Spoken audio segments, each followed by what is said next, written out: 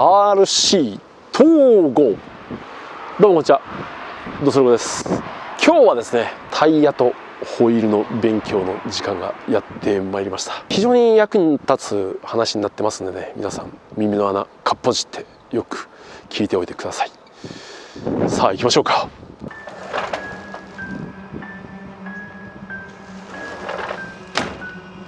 皆さん、今日のゲストのヒントです。それでは行きましょう。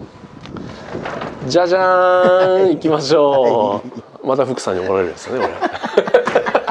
タイヤとホイールの使い方について、ちょっと簡単に説明してさせてください。はい。最近26ミリだけじゃなくて30ミリっていうのも出てるので、この辺で使い方をね、ちょっと陽道博士にお聞かせ願えませんか。はい、よろしくお願いします。最近こういうね、溝付きのパターン付きのタイヤっていうのが、まあうちだけじゃなくてもね、サシャさんからも出てると思うんですけど、溝付きのタイヤって溝がある分だけやっぱりグリップするんですよ。やっぱり幅が広い方が多いじゃないですか。設置する面積も広いので、やっぱりグリップするんですよ。ただ幅が広いので、そのサスペンションに対するタイヤの位置関係とか、そういうのが変わるんですよね。で、皆さん結構シビアなセッティングをされてるので、本付けしただけだとやっぱりその辺がちょっと美味しいところからずれてきてしまう。それで結果30ミリっていうね、タイヤが使いにくいとか、いいところが引き出せてないんではないというところで。でちょっとここだけはねちょっと覚えておいてもらって、押さえてもらえれば、より30ミリっていうタイヤを使えるんじゃないかなと思ったので説明させてもらおうと思います。よくあるそこのとこよろしくってやつですか。はい。だいぶ陽野さんもオーバードーズ色に染まってきましたね。そんな上からじゃないですよ。タイヤとホイールのねカットモデルを作ってたんですけど。これってよく理科室にある人間の骸骨のやつみたいですね。そうですね。内臓見えちゃうやつですね。そう。要はね、ホイールをカットした断面図になるんですけれども、まずこれね、今ホイール、これ26ミリのオフセット7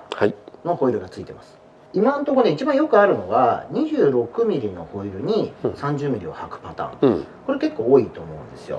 でこの場合どうなるかっていうと、例えばねちょっと今仮にずらしてますけど、26ミリのホイールに26ミリのタイヤを履いた場合、当然この内リムとタイヤの位置ありますよね。でその時のこのサスピンの位置、アップライト側のねピンの位置ですね。これが大体このホイールのへり、もしくはタイヤの角の部分に近いところにいると思うんですよ。でこれを26ミリのホイールに30ミリ幅を履いた場合、皆さんやるのはこういうパターン、外面を合わせて26に30履くっていうパターン。そうするとサスピンがタイヤの中に入り込む形になる。でこうなると何が起こるかっていうと、このサスペンって、ある程度はタイヤのね中にこう潜り込んでる方がグリップが上がるんですよ。なのでいい方向ではあるんですけど、たださっきも言ったみたいに幅が広い分、使える幅が接地面の幅が広いんですよね。だからそもそもグリップがあるんですよ。だけどそれでさらにそのグリップを上げる方向のセットをしてしまうので、例えば後ろのグリップが高すぎて曲がらない、ケツが出ない、あとはもしくはよくみんなが言うその食い抜けするってやつです。グリップが高いがゆえに他の部分、例えばサスペンションとかそういうのが負けてしまってオーバーステアになってしまう、すっぽ抜けてしまうっていうパターンがあるんですね。で特にそのドリフトする時の滑るか滑んないかのところ、滑り出しのところですよね。そこのカット特性っていうんですけど、そこがピーキーになりがちなんですよね。でそこがピーキーになってしまうので、そうするとそのままこのね26ミリ、今までの車のセッティングで今まで履いてた26ミリに本付けで30ミリのタイヤを履くとやっぱり難しい車になっちゃうっていうパターンが多かったんですよ。なのでちょっとこれでいいですかね。これをちょっと一回組み替えますね。これが30ミリのホイールに30ミリのタイヤを履いた状態。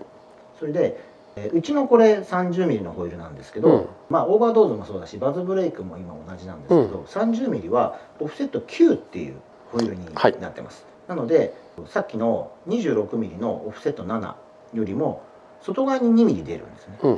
で内側にも2ミリ出る。なので26ミリから30ミリになって4ミリ差があるんですけど、その4ミリをさっきは内側に4ミリいってたんですけど、このうちのとかバズブレイクのホイールを使ってもらうことで、外側と内側に2ミリずつ広がる形になります。でそうするとさっき言ったこのサスピンの位置が26ミリのホイール、ホイールというかタイヤというか、それを履いた時の位置関係に近い状態になるんですよね。でこうすることでドリフトのする時の滑り出しの挙動だったりとか、あとはグリップの縦横のバランスとかがある程度こう補正される、使いやすいんではないかなという位置に来るように設計してあるので、なのでできれば30のホイールに対して30のタイヤっていう組み合わせで使っていただくと、より30ミリのタイヤっていうのが使いやすくなるんではないかなと、なるほど、っていうふうに思います。でさっき言ったみたいに、オフセット9のね、30ミリのホイールだと外側に2ミリ出るんですよ。なので今現状で26ミリの、例えばオフセット7とか、そういうホイールを履いている場合、やっぱボディに干渉してしまったりとか、っていう可能性もあるんですよね。そういう場合はうちで言うと、これうちのフルオプションの車ですけど、こういうね長さが変えられるタスアームとか、あとはこういうアジャスタブルのアップライト、これも長さが変わるんですけど、こういうのを使ってもらってサスピンとタイヤの位置関係と、あとはその幅っていうのを、いろいろ美味しいところをね探してもらうのも面白いんじゃないかなというふうに思います。はい、わかりました。エキスパートの人はみんな気にしてるところですかね、これは。そうですね。ですごく皆さん現状でね難しいというかシビアなセッティングをされてると思うんですよ。そこに今言ったみたいにポン付けでね、30ミリだ言ったら4ミリも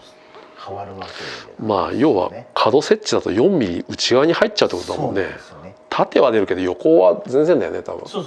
ういう感じになるので、結構そこってシビアなところだと思うんですよね。なのでやっぱりポン付けは難しいかな、それがたまたまいい方向に行けばいいんですけど、そうじゃない方が多いようなので、なので今言ったみたいなポイントをちょっと気にしてね使っていただければ30ミリタイヤのねポテンシャルをより引き出せるんじゃないかなという。ありがとうございました。はい、ありがとうございます。よろしくお願いします。お願いします。